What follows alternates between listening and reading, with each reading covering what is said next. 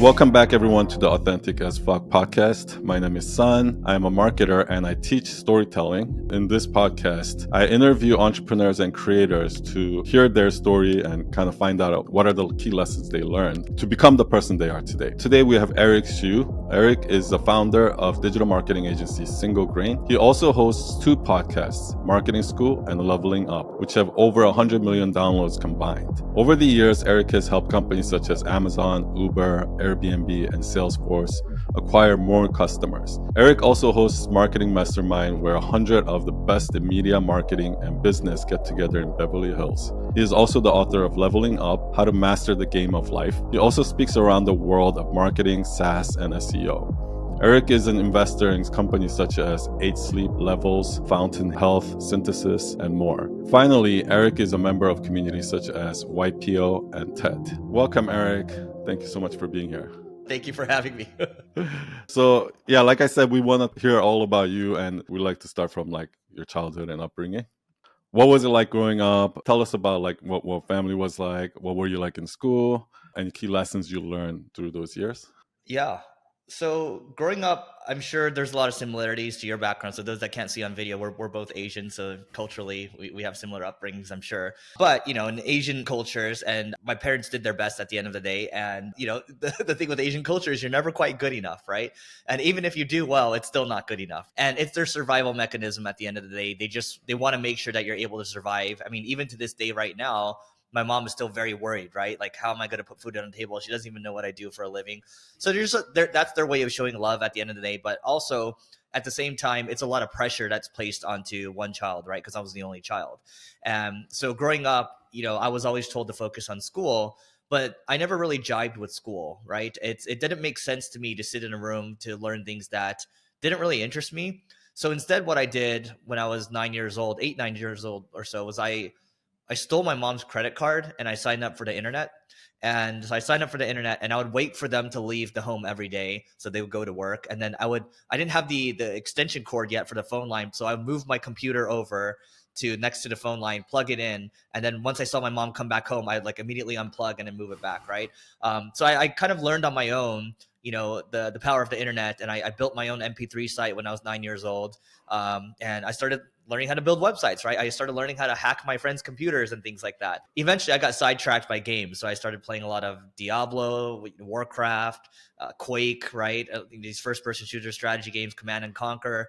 And then I eventually evolved into other things. Eventually played a lot of EverQuest, a lot of World of Warcraft. And so a lot of my kind of teen years, I would say, was shaped by games, and I was seen as a failure of a student, right? I didn't really do that well in school. And because I was good at games, I somehow was able to, I always find a way to weasel my way into groups, right? I learned at a young age that community is very important, because if you want to do the best things in games, you have to join a clan, you have to join a guild, right? To do the biggest things out there. And then in real life, I'm like, okay, what's the version of that in real life?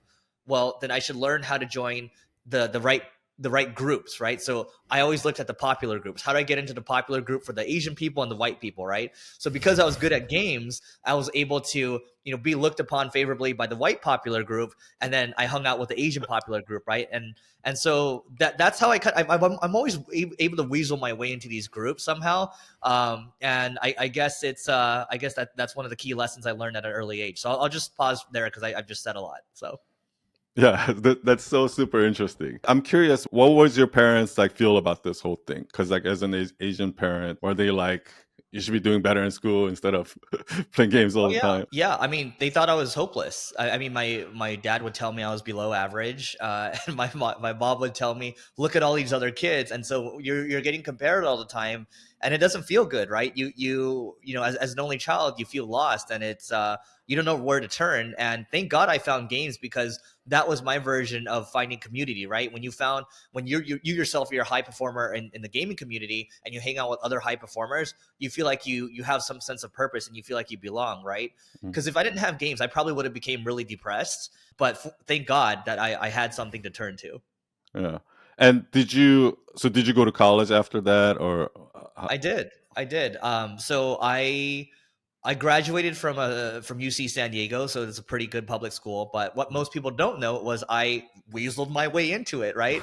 So son, where are you based? I grew up in LA. Okay. I lived most of my adult life in New York. I just recently Okay. moved to Austin, Texas. Okay. So, Yeah. son, UC Riverside. How's UC Yeah. Riverside seen to Asian people? I would say probably below average. Yeah. Yeah. So, so, so here's the thing, right, son? And I don't know. Are we roughly the same age? How old are you? I'm 44. Okay, I was 44. born Okay, in so 79. Yeah. got it. So I'm a little younger. I'm 37, right? But Okay. this whole affirmative action thing. I guess we can talk about this Yeah. a little bit. Yeah. It wasn't It's by the way that shit's not favorable to Asian people, right? Yeah.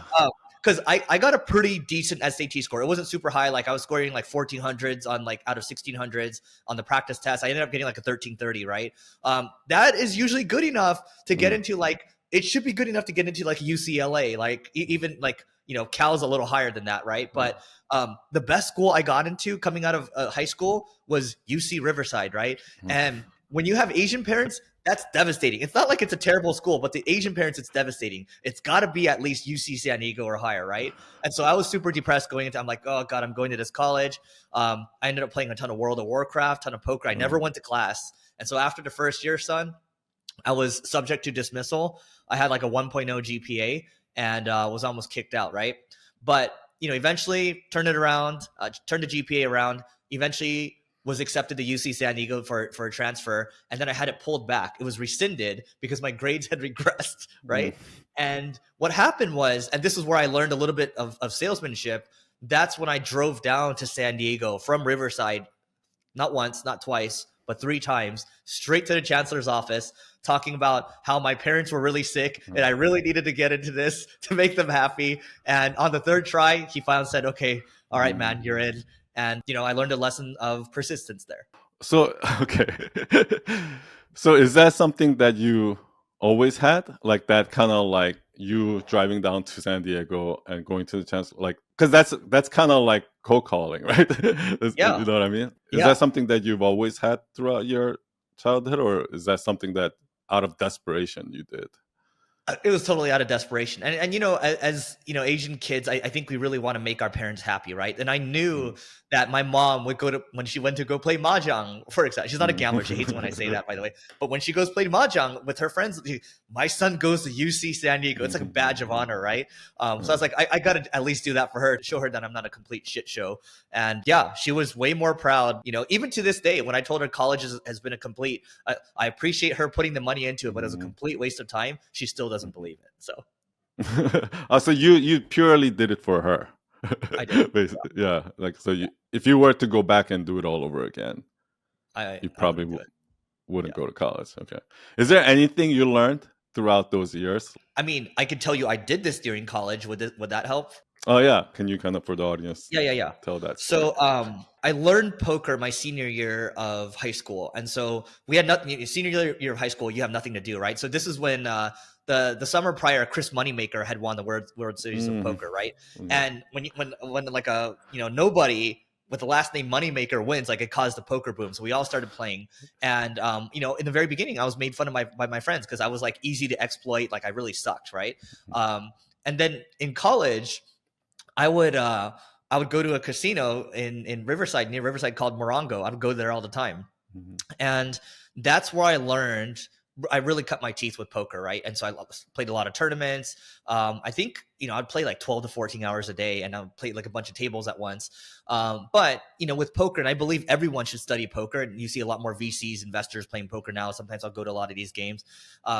And the thing with poker is this. It teaches you about business. It teaches you about real life. It teaches you about how to manage your emotions. It teaches you how to manage your bankroll. It teaches you how to exploit certain players and stay away from certain players. And you need to do that in life. It teaches you when to fold. It teaches you when you need to gamble on certain investments, certain things in your business. And, it teaches you about long-term thinking. Ultimately, there's just a lot of lessons in there. It teaches you to think about variance, how to think about math too. And I spent a lot of time playing poker first couple years. And by the way, like it wasn't like I was winning initially. I actually had gone into debt and my credit score dropped to 480 and I owed like 20 grand. I had debt collectors calling me every day, right? And so yeah, I mean, it started out as a complete failure, but eventually I think I wasn't making a lot, but I was making like 70 to $80,000 a year for a couple years. And that was really good for like a guy in his early 20s. So let me ask you, why do you think you were so obsessed with poker?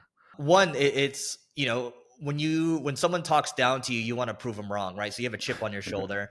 The other thing is there's the learning that comes from it. It's for example, like now when I'm learning tennis or when I'm like doing Brazilian jiu-jitsu, there's so many things to learn. And when you go deep on something, there's a beauty to getting better at the craft, right, and becoming world class at it. And when you look at the players online, the Phil Ivey, Daniel Negreanu, all these people, it's like, how did they get to that level? Like, I want to play at that level, right? And then you respect it more. So then you really understand the art of poker. So I think the journey of becoming an expert is that's what life is all about. So one of the things that my parents, as Asian parent, did, it was they sent me to a lot of classes, violin, swimming, art, whatever it is. And one of the things that I learned through going to all those classes, like there is like a pattern to learning itself, right? And for me, one of the patterns that I recognize is in the beginning when you learn something, it's exciting, blah, blah, blah. And then you get to a level, you feel like, oh, I'm pretty good at this. And then I think around at that level, you pass a barrier and you realize actually how much more deeper this thing is. And that's when it really starts getting fun. I learned that at a young age, so like I was obsessed about many different things like throughout my life like that. Were you kind of like that? And was that what drove your poker obsession? Yeah, I think so. I mean, it all comes down to gaming again. I was very obsessive, and my Korean friends are also very obsessive too. And so we went very deep. We would go to the PC bungs together, and we'd play till very late. I think becoming world class at like Counter-Strike, for example, and there's different leagues that you can play. There's like Cal M, Cal I, right? That's like the highest league back in the day. And grinding, like our guild leader in World of Warcraft, he was a Korean guy. He was hardcore. He'd wake us up at like 2-3 a.m., call us in the morning. It wasn't enough for us to stop someone from killing a boss. The way we played was we killed the other team over and over and over and over until they gave up and went to bed, and then we killed the boss, right? And so it's like that level of, like, you talk about getting to the next level. It's like that's what it feels like to be world class, and it feels good, right? So I think that obsessiveness comes from every single game. It's like you see your friends playing, they're becoming better. Well, you want to get better than that, and then it's like, well, ultimately you all become better together, and then you're able to do the best things. Like it feels like you have a sense of accomplishment. And so when people say that gaming is a complete waste of time, I don't think that's the case, because I think that gaming is very much sports, like physical sports, to people that aren't as gifted athletically, right? You can either play sports, or you can play games, or you can do both. But just like sports, where you can overtrain, you can also overtrain in games too. The side effects are just different. Yeah. So maybe you learned a lot of these entrepreneur skills from gaming and poker, and then now you're able to. Totally. I mean, when you think about games, for example, and sorry to interrupt, but when you're playing like an EverQuest or World of Warcraft, these are games where you're coordinating with 30 or 40 people at once to kill a dragon. You screw up on one thing, then like everyone dies, right? And then you have to come back, and like people get frustrated. It's all about playing with high level people. So if you want to do the best things in business, you gotta have the best people on the team, right? That's one piece of it. And then the other thing is your communication skills too. If you're not communicating quickly, then there's a screw up, and then everyone dies, right? And then also managing your reputation too. You have to. There's how people think about you, and then there's like how you craft yourself in terms of how people see you, right? So there's like so many games within the game, and that you have to play ultimately. I guess poker is like that too. And also I would imagine, like in gaming, if you're playing with 40 people, there's like a huge leadership skills involved, where a natural leader will probably rise from that group, right? Yeah, something like totally. that. For example, again, going back to the World of Warcraft guild leader, he would play like probably 18 hours out of the day or something like that. He would always be on. So he'd be leading by example. And then when someone screws up, like there's times to scream, he'll scream, right? There's times to be funny, he'll be funny. There's a good balance of. There's times to chill as well, right? The chill with your people. I think it's stuff like that. I mean, I think he runs his company, his family's business now, and so he's done pretty well for himself. He's had leadership all along. And that stuff kind of rubs off on people like me, where you're able to watch it. And then eventually I went to go lead like a Counter-Strike team initially, and you have to have someone that's willing to continue to push everyone, and you have to have someone that everyone's willing to look up to. When did you realize that you can actually learn a lot about entrepreneurship from poker? I'm assuming not when you were in the thick of it, when you were playing poker. Like, was it later on you Yeah. reflecting back? How familiar are you with Texas Hold'em? Pretty familiar? Yeah, I'm Okay. very familiar. So, okay, when you flop like an open-ended straight flush draw, right? And you're in a multi-way pot against like 4 or 5 Yeah. people, that's how I look at some of my angel investments, right? Like the 8 sleep investment, like that to me, it's like, when you have a straight flush draw, you have a lot of outs, right? So like, in a multi-way pot, you're actually favored to win. It's like, okay, well, that's great. That tells me my total addressable market in terms of how much money I can win in that pot, right, is very big, right? The equity I can get from that one. It feels kind of like that when I have the opportunity to invest in something like that. But also like the long-term thinking that comes from poker, understanding that short term, I might lose for weeks or months at a time, sometimes even up to a year because of variance, and that's just math. But long term, I know if I continue to stay stable and I continue to compound over 20, 30, 40 years or so, like a Warren Buffett, then I'm going to be fine at the end of the day, right? Just small lessons like that lead into real life. And I remember tweeting about this a couple years ago. I got into a disagreement with this entrepreneur. His name's Heaton Jha on Twitter. And I was just talking about how like poker teaches you so much about business. He's like, while you're playing poker, I'm playing business. And so what I did was I looped in Chamath Palihapitiya. I was like, hey, like, that's not what Chamath Palihapitiya thinks. It's like business carries over, or sorry, poker carries over into business. Like everything that you do in business, like you can learn from poker initially, which is why everyone should learn it, right? And then Chamath responds to like, 100%, like, I've learned so much from poker over the years and it helps me make better decisions in my business career. I want to go back to earlier in your business story, like after poker. Mm-hmm. How did you get into single grain, and what was that transition like? Yeah, so maybe this section will help the people in the kind of their early 20s who are maybe a little lost. So I didn't know, right? I was like, I'm good at games. I'm good at whatever I become obsessed with. I just need to figure out what that looks like in real life. And I didn't know what that was, right? And so keep in mind, Did you like, go ahead. Sorry, did you at any point think that you could make money from gaming or poker? Like that could be the thing, or no? I did, but I think I knew in the back of my mind that poker is a very zero-sum game and it's hard to build community and you're playing against everyone else, right? Whereas like something like business is not zero-sum. It can compound over a very long time or compound better. Now, the gaming side, I thought it would just be very difficult. And even today, it's very difficult, right? The top streamers are few and far between. So I didn't think it was a realistic path. I thought I needed to find something else. Now, when I graduated, it was right after the financial crisis, 2008. And so I couldn't find any jobs. Like, look at me, UC San Diego, top 7 public school in the US. Yeah, I got a job paying me $30,000 a year.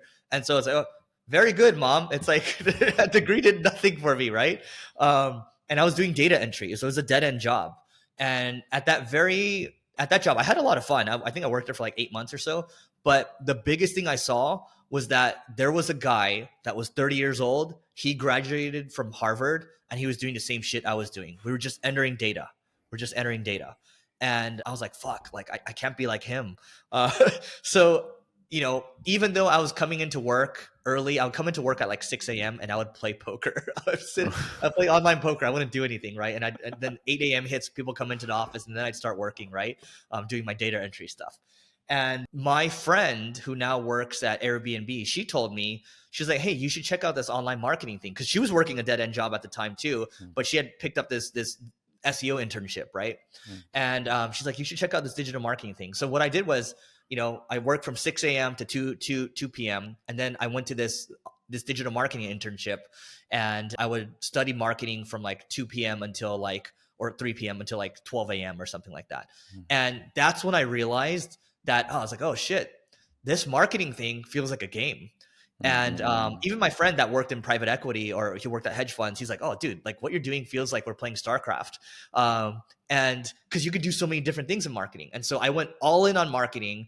And basically in the next year, I changed like 5 jobs because I just kept finding the next opportunity. It wasn't like I was getting fired.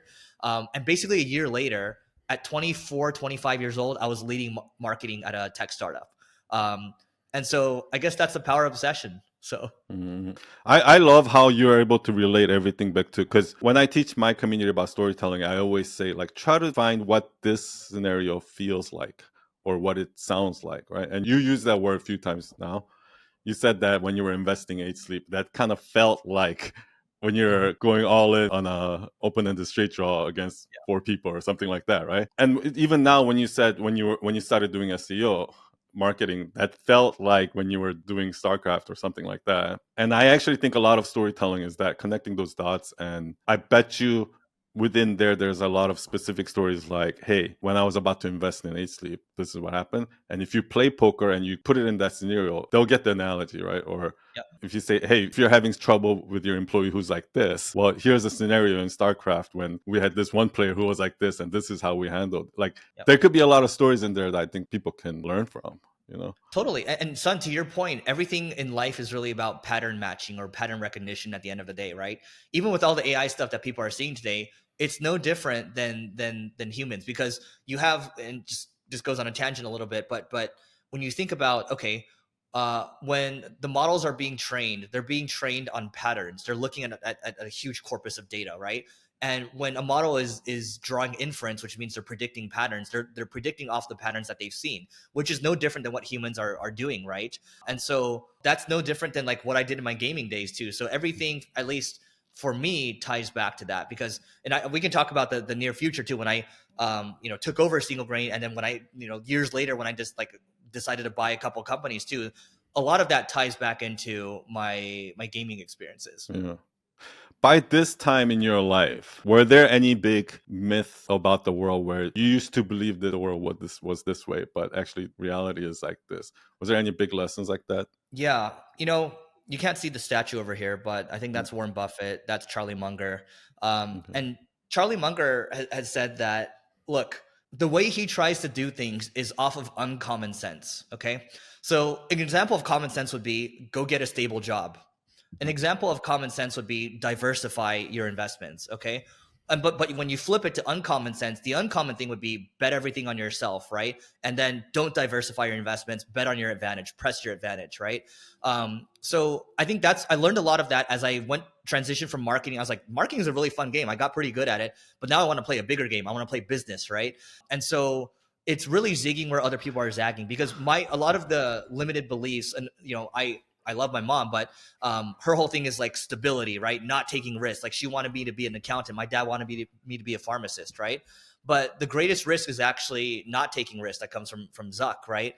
And I think that's what I ultimately learned. And I think when I see examples of people all doing the same thing, then I try to go in another direction. Or, for example, my mom likes to say there's a lot of risk in Bitcoin right now. It's like, okay, well, if there's risk in something, that means the opportunity is there. If the risk is all gone, then there's no more opportunity, right? That's how I see things. Yeah. And you've definitely learned that, obviously, through experience, through gaming, through poker, through your business. And I love what you said about leveling up from gaming to poker and then to marketing, and then next is business. It sounds like you get obsession over one thing, and then like you want to level up and get obsessed over the next thing. And Yeah, that's a big one too. I think for people that are maybe earlier in their journey, the big problem I learned, the anti-pattern here, is when I was younger, I was playing a lot of games at once. I played Diablo, StarCraft, Command and Conquer, again, EverQuest. I played all these games at the same time. But the problem with that was you can't really become truly elite at something if you're playing all these different games. That actually applies to real life as well. And so when I had all these different businesses going on, where it's like, okay, here's a software thing, here's another software thing, here's a book that's coming out, here's an education thing. Oh, by the way, we're buying these companies over here, and then here's an agency over here, and then we're gonna do this. We're gonna go speak around the world too. Stretching yourself too thin is a nice way to get average results. I learned that pretty early too. Yeah. That's such a great analogy. Like, while you were saying that, it kind of reminded me of like in the beginning when I used to always say, oh, we're full service agents, we do everything. But then it wasn't until we like niched down in a specialty that we started really growing. Okay, so how did you make money enough to acquire an agency? Yeah. So when I was 25, I think this will be a good lead into Single Grain. So when I was 25, I was working at that tech startup. It was an online education startup.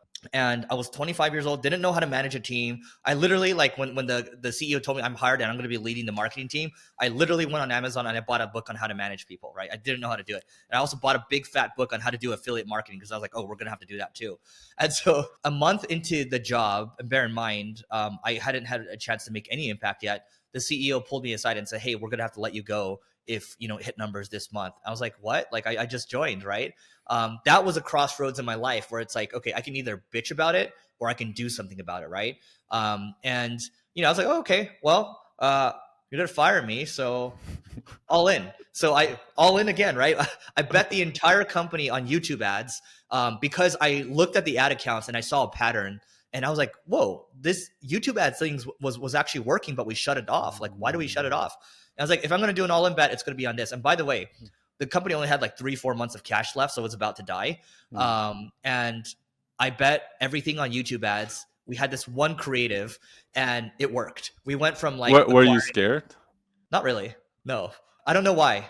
It's Yeah, like I think most people would be worried in that situation, right? What do you think is about you that you were like, oh, all right, fuck it? I think Like how much? Like how do you have so much conviction in your decision? And like, you know what I mean?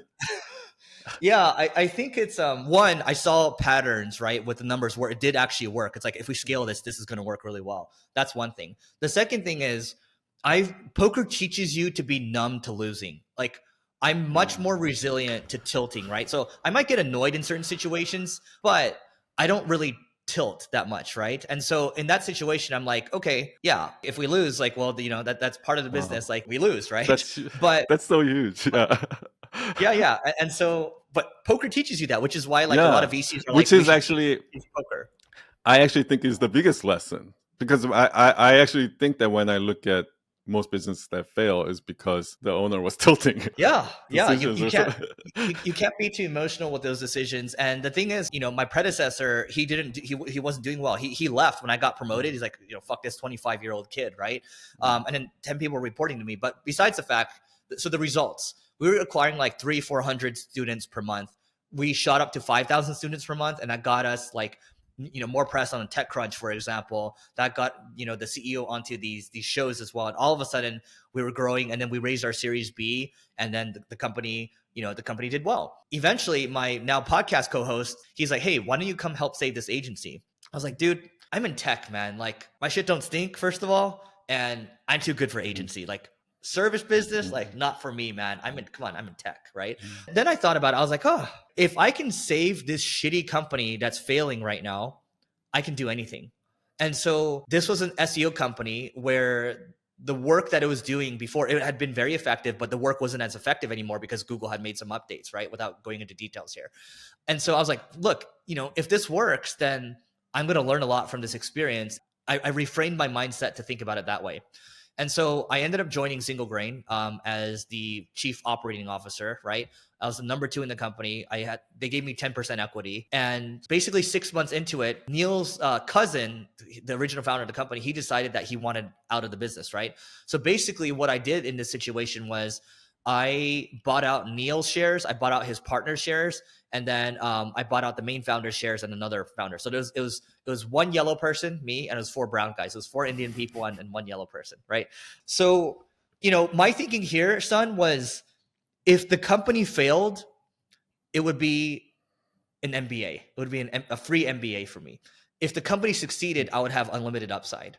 So basically, I negotiated to buy Neil's shares for $1, and then his other partner another $1. So $2 out of pocket, and the rest I seller financed the business, meaning that there was a note that was carried by the seller. And then I put in a contingency. So bear in mind, I was like 26, 27 years old. The contingency was that if the company failed, I would own nothing. And so that was my first, actually it wasn't my first business deal, but that was one of the early business deals that I did. How did you come up with that deal? Honestly, it was intuition. I don't want to say I was a genius or anything. It was more so like I learned like years later that what I did was called seller financing. And I just didn't know that, right? I think I just got lucky that they accepted it. I think they just wanted out of the business at the end of the day, so they're okay with whatever. And I was like, look, I don't have any money right now. I can't afford anything. This is what I can do. I think I'm very grateful that they did accept that. So yeah, I don't have a sexy answer for you here. It seems like you have, I have a friend of mine who's like owns a real estate company in New York. 10 years ago when he first came out, and he saw that all the agents were making whatever 3% commissions and things like that. And he saw that some agents were so good at selling that they didn't want to give up that 3%. They didn't want to split the commission with the brokerage, and they didn't need any support. So he started a new agency where he just charged them $500 a month. And he got like thousands of agents who just pays them $500 a month, and they keep 100% of their commission, right? And I was like, how did you get that idea?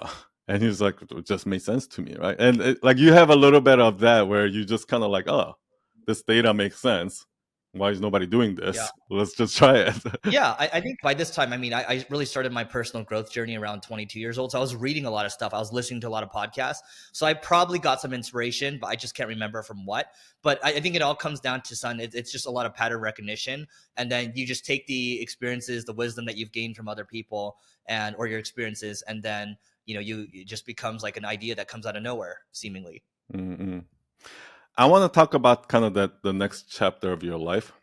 I'm not going to go too deep into like how you met Neil Patel and all of that, because I think some of that information is already out there. Because one of the patterns that I noticed in your content, which now actually hearing your story kind of makes perfect sense, because how you level up your obsession, right? Things I noticed is like you used to be very obsessed with marketing, and I see that in your content, right? Like, and even now I feel like some of the content that I see from you is like, wow, these are such practical, such good things that only people in the field that actually experience this would know, right? And that's what I love about your content. And recently I've been seeing a lot of like, maybe your obsession is more on the business building side, managing, taking it to the next level, leadership, and things like that. And your interview with Alex Hormozy was, for me, the best interview of Alex Hormozy that I've seen, because I feel like it Thank was you. so different than anything else I've seen, where you guys really talked about like that next level of business. And so yeah, like, can you talk about your how did you up level from here to you're like, okay, this is my next level of obsession, and what is that Yeah. obsession right So now? I think LeBron's talked about being on this revenge tour. I'm on this revenge tour right now. And so I'm obsessed with building this business. I'm obsessed with focusing right now. And I just want to see, because I do believe that business is one of the best engines for personal growth. And I believe how far the business goes is really a direct reflection of how far the founder has gone. And that's why I'm like, okay, even though like I still have to be very locked in on marketing, which is why I still do marketing school. For me right now, I'm just like, how can we build the best team possible? What other puzzles do we need to fix within the business? What are the other problems? How can I unblock people? How can I make it a better experience for people? So there's so many games to play in a business when you decide to go deep. Previously, even a couple of years ago, I'd gone too wide, right? So I'm really honed in right now on going deep. And in my life, I would say most of my life I've been going too wide, right? So you talk about going a mile deep, and that's what I'm locked in on right now. I think to create generational wealth, you need to be able to go deep on your advantage. You need to press your advantage, just like in gambling. Like if you're on a run right now or you're on a heater, then you got to press your bets. And so I don't think it's a 10-year journey. I think it's a 20-30 year journey. And I'm grateful that I have friends that they look at life that way now. Like they've accumulated their wealth, and we're just going to build for a very long time. And the question also of a sudden that you might ask is like, why do you want to do that? To me, it's like, well, because it's fun and it's a good test for how much I can truly level up. And yeah, we'll just see where it goes. Do you see life as like a game like that? Like you keep leveling up, Yeah. and The book that I wrote is basically about how I see life as a game, and how life is really about going around collecting power ups, whether they're habits or collecting friends, collecting community. And along the way, you might collect negative power ups too. Like you might eat a bad diet, or you might like drink too much or something like that. Right. So that's how I see life. It's even this conversation right now is a game, because, it's like, oh, well, what can we do with this content afterwards? Well, the other angle too is, I'm honing in, I'm practicing my storytelling right now too. The other angle is like, maybe I'll meet you in person one day, like who knows, right? And then the other thing is you might pull some threads that I might want to double or triple down on. So there's like 4 games within this game already that I can play. I love how your brain works. So I love that conversation you had where you guys talked about how you can kind of talk to an entrepreneur and kind of know where they're at, what level they're at, just by the stuff that they're talking about. And I was so blown away because which I think you have to be at a certain level in your business to even understand. I was so shocked that video didn't get millions of views. Yeah. Do you find that I as you go appreciate that more? first and foremost.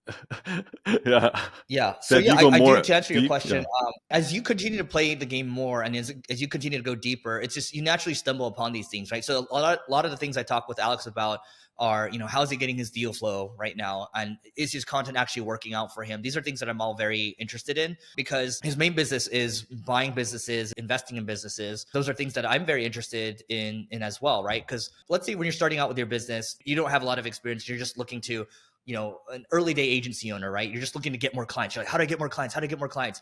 Then it's like, shit, you have so many clients. Then it's like, okay, well, how do I hire the right people? And then like it starts to become a cluster. Then it's like, how do I put in the right processes, right?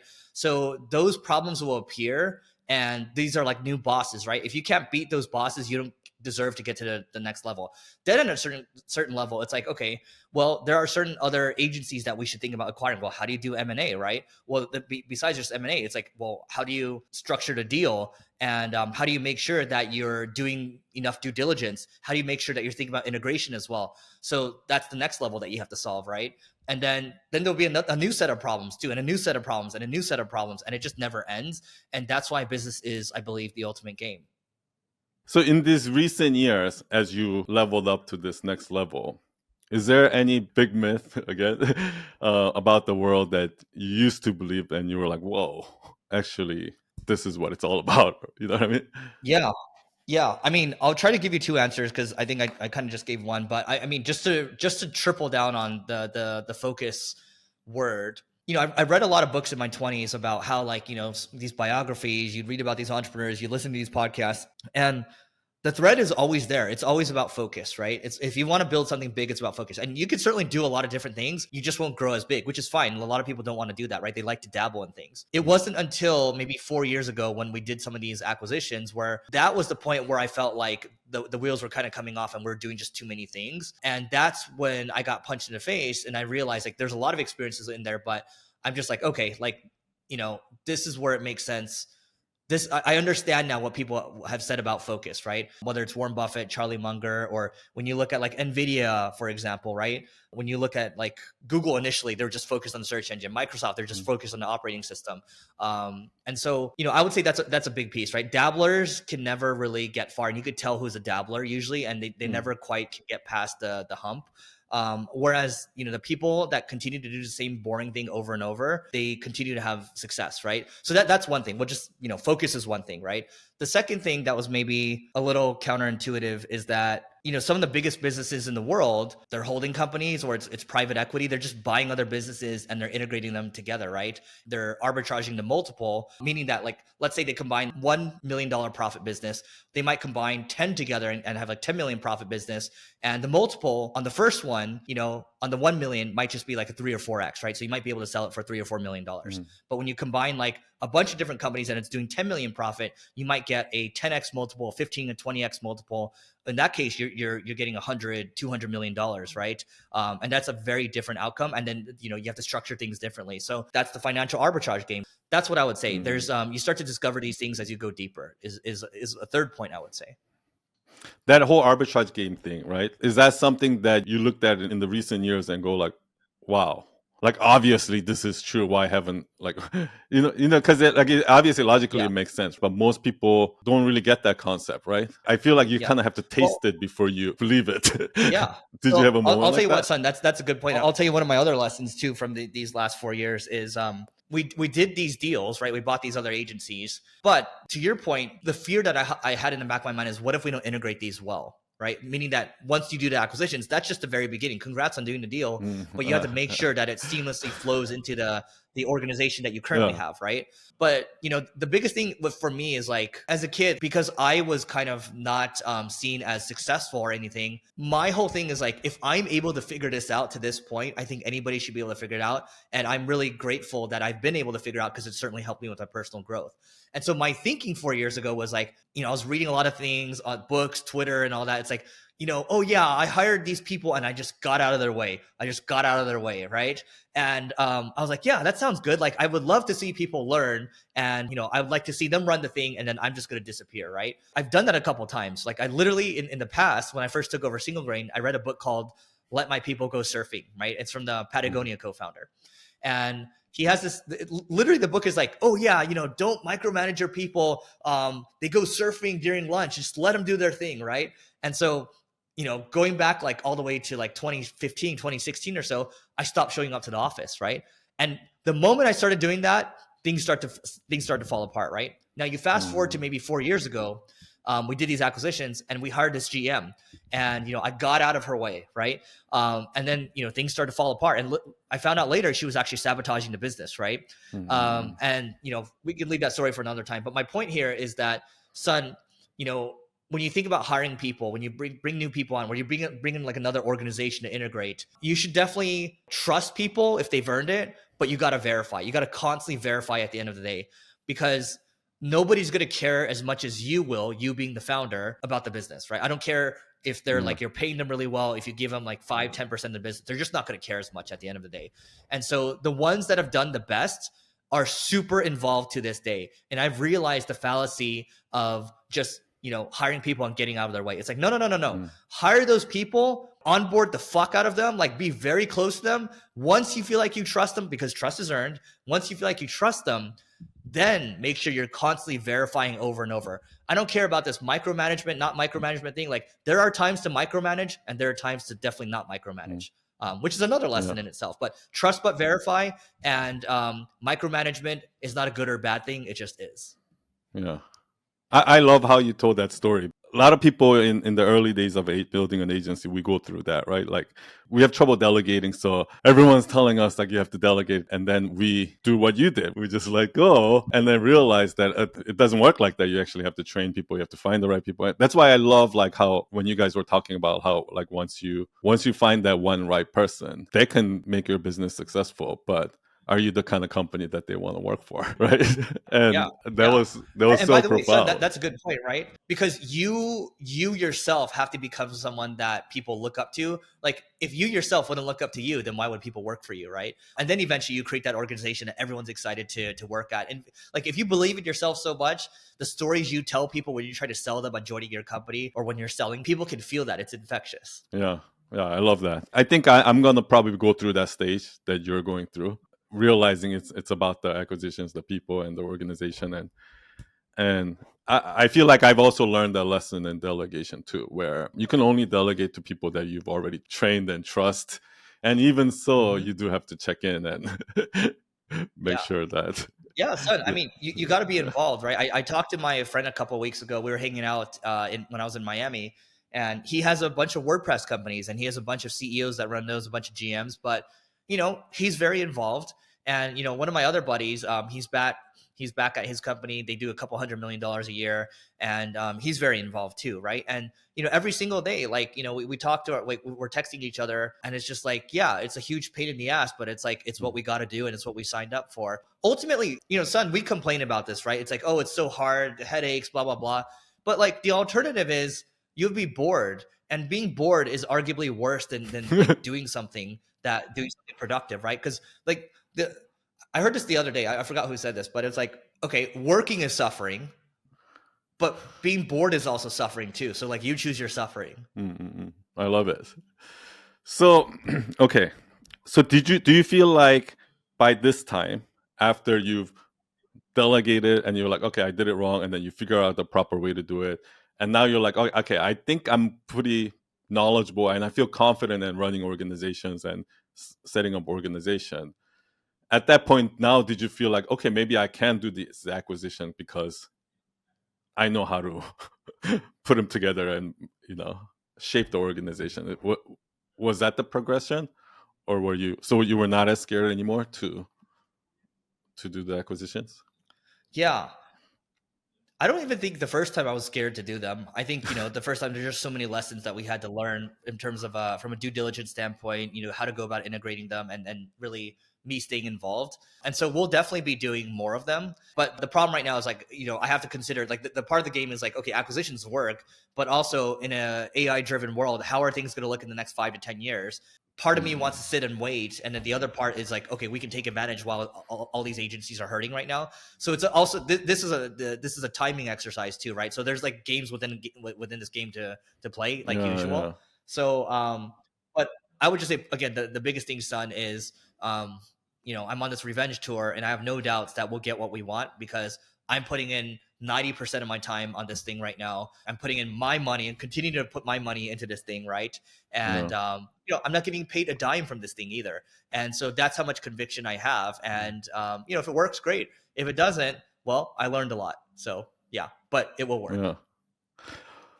One of the things that I'm really taking away from this conversation is that I had this kind of idea, or a lot of people have this idea that to level up, right? It's just a mental block. You just have to get over the fear and you can level up. But it sounds like it's more than just getting over the fear. You have to learn the lesson in this level before you can go into this level, and you have to learn this lesson before you can go into this level, and Yep. you can't really skip it just with sheer mentality and belief.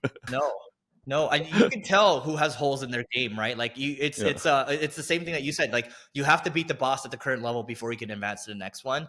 And yeah, I think it's if you can't. By the way, it's like if you're fine being at the level that you're at, then fine. Don't kill yourself, comparing yourself to other people, right? But if you're looking to challenge yourself and you just want to get better, then absolutely kill yourself to try to beat that level, right? It really just depends on what you want at the end of the day. I used to think it's all about chasing all these people that have these numbers, but it's really whatever I'm happy with at the end of the day, whatever I'm content with. And, that's another lesson I learned. Yeah. Yeah. No, I really admire your whole path and how you like your whole life philosophy, and I can kind of see you like literally with my own eyes. I can see you leveling up just when I see your content and things like that, and just the advice that you give. So thank you for that. Appreciate that. Kind of to wrap this up, I wanted to ask you one final question. What do you think is like the biggest, the most common myth that, because I'm sure you talk to a lot of people who want entrepreneurs, people who want to build agencies and things like that. What do you think is the most common myth that they believe in that you can like snap a finger and like now they stop believing that? Yeah. What would that Um, misbelief be? I think I would go a little deeper on this one. So I think one of the biggest conceptions in business is that you can just go hire an operator and disappear. And I'm seeing a lot of people right now where they've done that and those businesses are not doing well. And there is no situation where you think this is just a stupid thought. Actually, it's like you think someone's gonna help, you're gonna hire someone and they're gonna care about the business as much as you will, they're gonna grow it as fast as you will, they've seen the patterns that you've seen, they have the same experience that you have. Like for sure, if they have some certain experiences, they'll help you a lot, but you have to be able to help these people because you as a founder, if you got yourself to a certain level where you could hire these people, there are certain skills that you have at the end of the day, right? It's not saying you have to do everything, but you have to be there to drive the pace. You have to be there to drive the intensity. You have to be there to motivate people. You have to be there to drive the vision forward. And nobody's going to do that better than the founder. So ideally, you think about it that way. And ideally, if you're just starting out, think about how you can get a co-founder. Because if you're just doing it alone, I'm telling you, it's going to be very lonely, and it's much tougher without a co-founder. Yeah. Everything that you said, I've experienced and felt, so I'm 100% on board with that. Is there anything that you want to talk about or promote right now? Like, where do you want to send people to, where to find your content? One thing that Neil and I started was we started like this YPO and EO group, like a peer group for agency owners, right? So if you go to marketingschool.io/agency, you can learn more about it. There's no long-term contracts or anything, but it's a peer group for agency owners. Again, marketingschool.io/agency. And if you want to follow me on Instagram or Twitter, it's at Eric O.S. as in sugar, IU, so at Eric Osu. And, you can just find my stuff, Marketing School Leveling Up on YouTube. Awesome. Thank you so much for your time. Thank you everyone for listening. I just want to say I've been listening to your content for about 7-8 years now, and like all the stuff that you talk about are stuff like I know is like real. It's been tested in the real world. It's not like any other marketing content that I like, kind of like fluff marketing content you see out there. And I honestly think that you're so underrated, because with the type of knowledge that you're dropping, you should be like the most famous marketer out there. Yeah, I just wanted to kind of. I appreciate that, son. It's long term compounding, but I appreciate that. That means a lot. All right, thank you everyone. I'll see you all next week, and cheers, y'all.